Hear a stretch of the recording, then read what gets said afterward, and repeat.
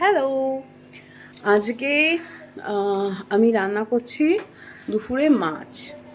যদি আমি মাছ খেতে একদম ভালোবাসি, আর আমি মাছ খাইও না, কিন্তু আমার বর মাছ খেতে খুব ভালোবাসে। তো সেজন্য ও ভেটকি মাছ নিয়ে এসছে। ভেটকি মাছের আলু ফুলকপি দিয়ে রসা বানাবো। তো এখানে দেখো, আমি মোটামুটি ভেজে সব রেখে দিয়েছি, মাছ, আলু, ফুলকপি। আর এখানে তেল গরম হচ্ছে।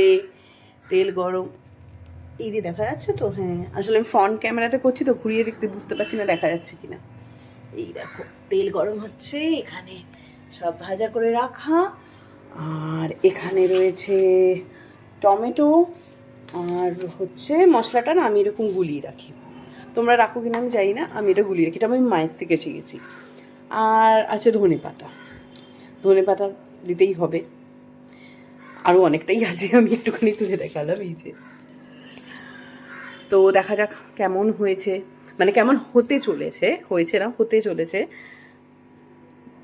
রান্নার পর সেটা বলতে পারবো। চলো, টাটা।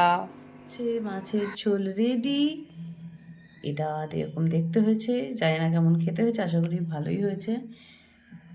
আর এখানে রয়েছে ভেন্ডি ভাজা, এখানে রয়েছে চচ্চড়ি। এটা যদি আমি বানাইনি, আমার শাশুড়ি মা বানিয়ে দিয়েছেন এই দুটো, আর এইটা আমি বানিয়েছি।